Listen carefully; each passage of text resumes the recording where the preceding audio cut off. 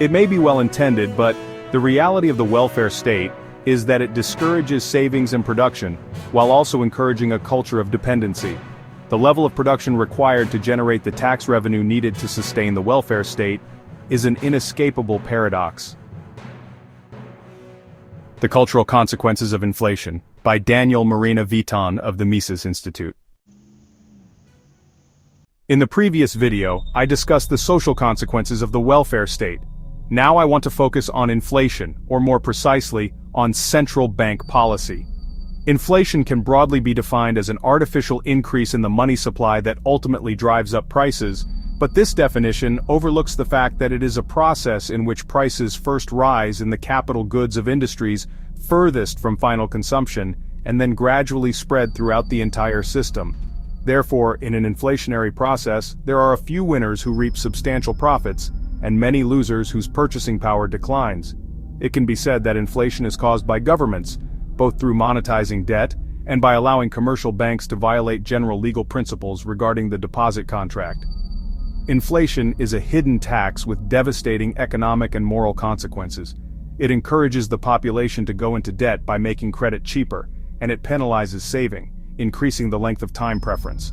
Not only that, but it is also a spiritual burden. It drives people to seek ways to protect their savings, making society more materialistic, causing people to prioritize money over happiness, and often forcing them to migrate, thereby breaking family and patriotic ties. As Jesus Huerta de Soto explains, the Peel Act of 1844 forms the foundation of modern banking systems. This law correctly prohibited the issuance of banknotes without 100% backing, but not that of deposits, as it failed to recognize that deposits are part of the monetary base, M. While issuing unbacked banknotes constitutes forgery and fraud, fractional reserve banking is a form of embezzlement.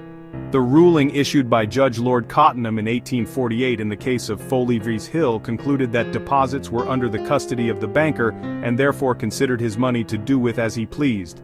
This jurisprudence was both binding and disastrous.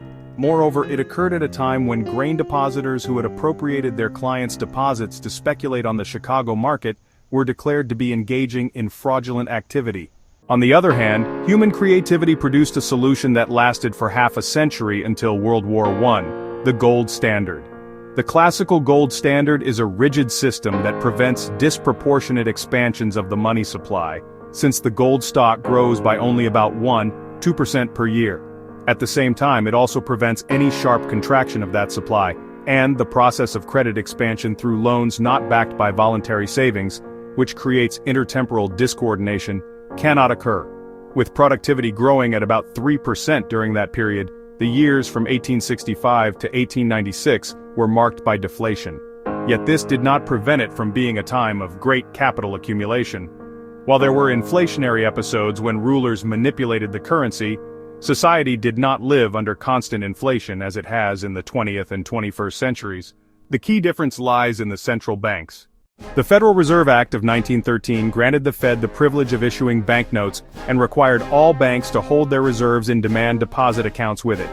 The Fed, in Murray Rothbard's words, is inherently inflationary because it acts as a lender of last resort and can expand its reserves without facing the constraints of a decentralized banking system. It is no surprise that the Fed reduced the reserve requirements for commercial banks from an average of 21.1% to just 3% by 1917. Coincidentally, this system came into effect in 1914, and World War I greatly favored its implementation, just as the system facilitated the U.S. entry into the war.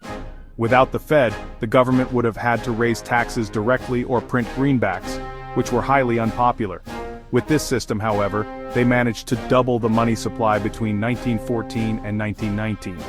By 1917, they had obtained permission to issue gold exchange notes and required banks to hold them as deposits with the Fed instead of in physical cash. These measures gradually detached the average American from the habit of using gold in daily life and accustomed them to checks and paper money. Inflation caused by fiduciary media has the same redistributive effects as the welfare state, because credit expansion unfolds in several stages. New money enters the economy through specific channels, increasing the purchasing power of those particular actors who can also consume goods at lower prices. Meanwhile, for the rest of the population, consumer prices rise, leaving them worse off and contributing to a redistribution of income. One could say that inflation promotes capital concentration. Guido Hülsmann's claim that the growth of the welfare state and the militarized state would not have been possible without inflation is entirely accurate. This phenomenon has transformed the economic structure since the 20th century.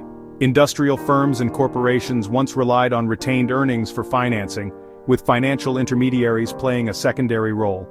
But with the global regime of inflationary fiat money, the tables have turned and debt has risen at all levels. This is because fractional reserve banking and fiat money violate the non-aggression principle.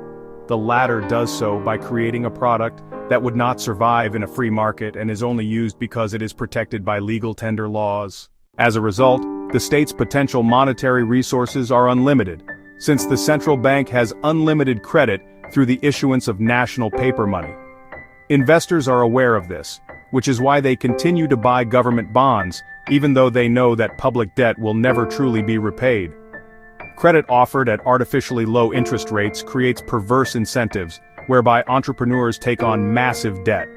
But the truth is that an entrepreneur capitalist operating with only 10% equity and 90% debt is merely an executive. The real entrepreneur capitalists are the banks, which act as creditors.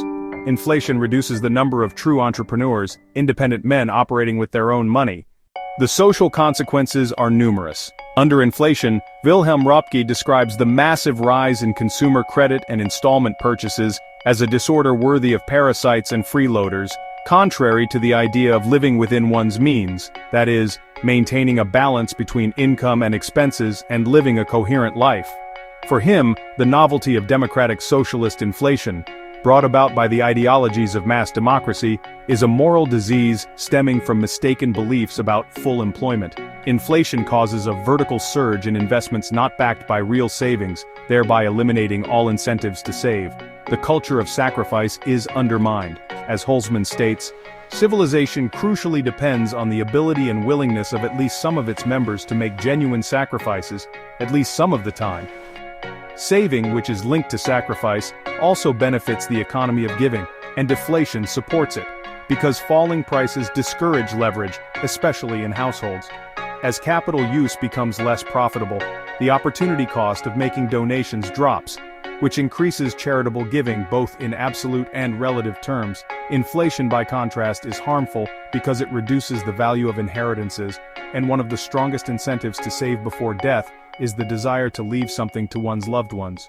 From this, it follows that one of the most powerful motivations for preserving wealth is the ability to make donations. The reality is that human motivations are heavily influenced by the political and economic context. Hülsmann continues explaining that monetary expansion first reduces the incentives to save. Families are the school of love and virtue, and they are sources of sacrifice and generosity, but they are not only founded on spiritual grounds but also on economic ones, rooted in the division of labor and capital accumulation.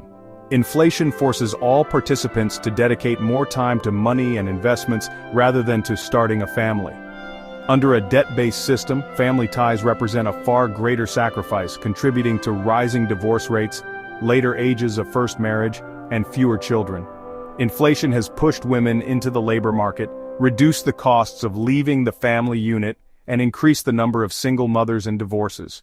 To conclude, Hülsmann finally explains how inflationary culture also reduces the time spent on selfless activities, like simply being with others, which becomes instrumentalized as networking, transforming friendships from relationships of trust into utilitarian arrangements.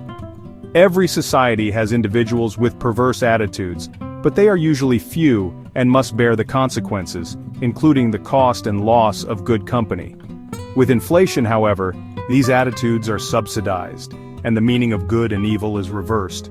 It also creates tensions between taxpayers and recipients, employers and employees, men and women, or retirees and young professionals, fostering a sense of identity-based conflict or group polarization. Incentives to save in cash are eroded, and savings must either be spent on consumption or invested. In low-income households, the former is more common. The average worker who only saves in ways he understands, namely in cash, and who distrusts opening investment accounts with banks or brokers and knows nothing about financial markets, is left with no savings. Inflation has destroyed the working class's culture of saving, erasing its sense of transcendence. Thank you for listening. Please tell your friends, like and subscribe. We look forward to talking again soon.